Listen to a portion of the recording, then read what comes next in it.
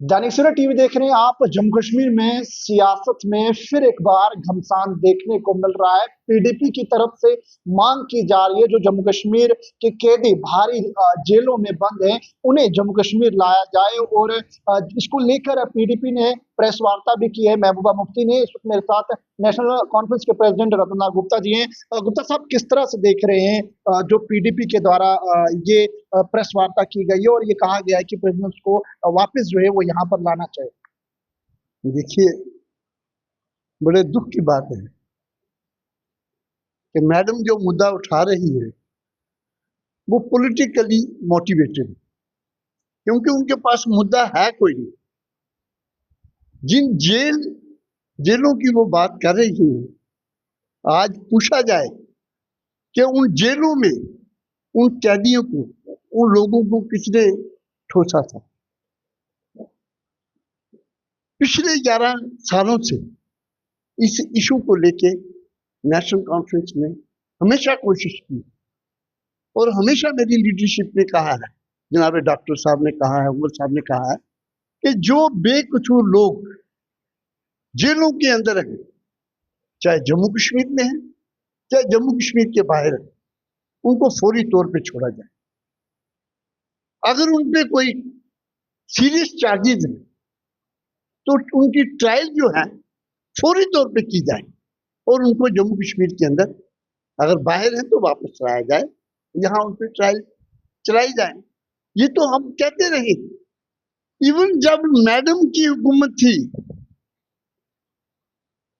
2014 के बाद, उस वक्त जो लोग जेलों में डाले गए, किसने डाले, उसकी जिम्मेदार कौन है? बीजेपी को उंगली पकड़ के जम्मू कश्मीर के अंदर लाने वाले कौन है और जेलें भरने वाले कौन है? ये वही लोग हैं। आज जो उनकी सिंपैथाइजर बने हैं, उनको जेलों में ठोंसने वाले कौन है? तो हमारा ये कहने का मकसद है कि साहब, इस किस्म की होशी सियासत जो है वो कोई उसमें वजन नहीं लगता। उन्होंने मुद्दा क्या बना के रखा है? ये आज थोड़ी है। हाँ, 10 महीनों के अंदर कोई हुआ है तो हमें बताइए। उन्होंने कहा है कि पीडीपी इसको लेकर बिल लाने वाली थी, लेकिन उमर साहब तक ये बात भी पहुंचाई गई थी कि आखिरकार इसमें आल पार्टी के नेता मिलकर जो है वो गृह मंत्री से बात करें, उन्हें जम्मू कश्मीर के जो प्रिजनर्स बाहर हैं उन्हें जम्मू कश्मीर लाया जाए। लेकिन उमर साहब की तरफ से जो है वो फिलहाल के लिए कुछ भी ऐसा देखने को नहीं मिला। नहीं, अभी असेंबली का सेशन आने वाला है, लाए जो लाना है। उनके एमएलए हैं वहां पे, कोई उनको पाबंदी थोड़ी है, जो वो करना चाहते हैं करें। लेकिन सवाल ये है कि मुद्दा ऐसा बनाएं जो एक चलने वाला हो। जिस मुद्दे की आप बात कर रहे हैं ये मुद्दा है नहीं। अब जेलों के अंदर है, हमने नेशनल कॉन्फ्रेंस का, हमारा लीगल सेल जो है जम्मू के अंदर काम कर रहा है।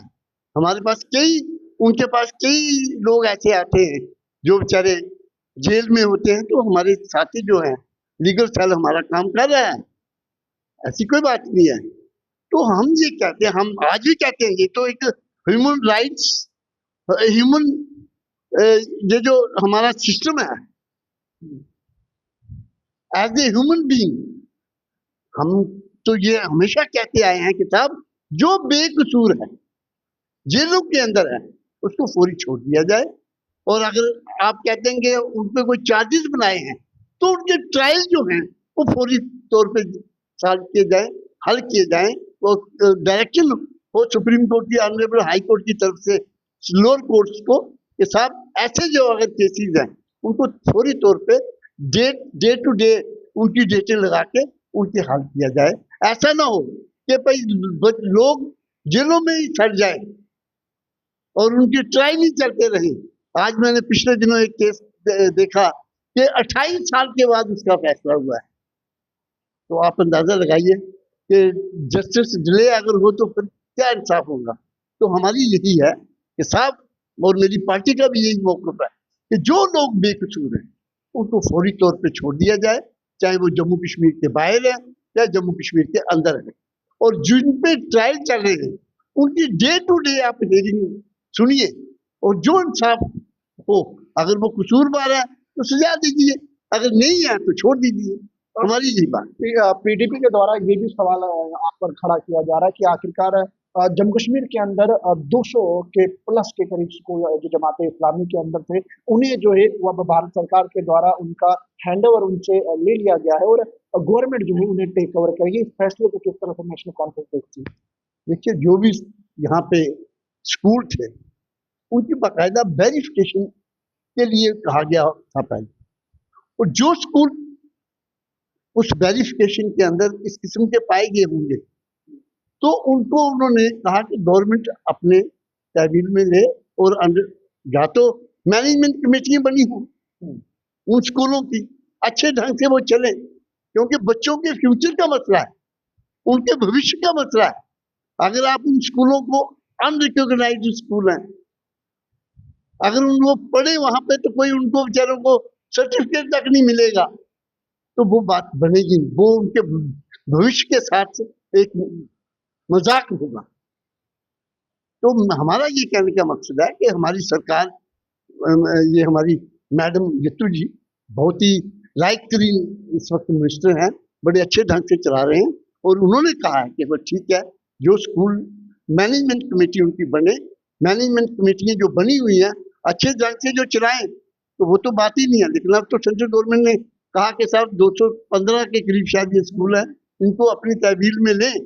तो सरकार ने वो जो भी फैसला किया है उसमें सरकार देख रही है, कर रही है, लेकिन हमारा यही, आज भी मैं ये कहूँगा कि हमारे जम्मू कश्मीर के बच्चे जो हैं उनके भविष्य के साथ में चला जाए, उनके भविष्य को महफूज किया जाए, और जैसे भी अगर वो स्कूल वेरिफिकेशन में नहीं आते हैं या वो स्कूल अनरिकग्नाइज हैं, तो मैं समझता हूँ कि उन स्कूलों में बच्चों को पढ़ाने का कोई मकसद बनता नहीं है। देखते हैं, इस वक्त मेरे साथ नेशनल कॉन्फ्रेंस के प्रेसिडेंट रतनलाल गुप्ता जी हैं और साफ कहना है कि आखिरकार जिस तरह से जमात इस्लामी को स्कूलों को लेकर जो फैसला लिया गया है, और उसके साथ मैडम महबूबा मुफ्ती की तरफ से जो सवाल खड़े किए गए थे कि आखिरकार जो प्रिजनर्स को जो है वापस है, उस पर जवाब जो है वो नेशनल कॉन्फ्रेंस की तरफ से दिया है।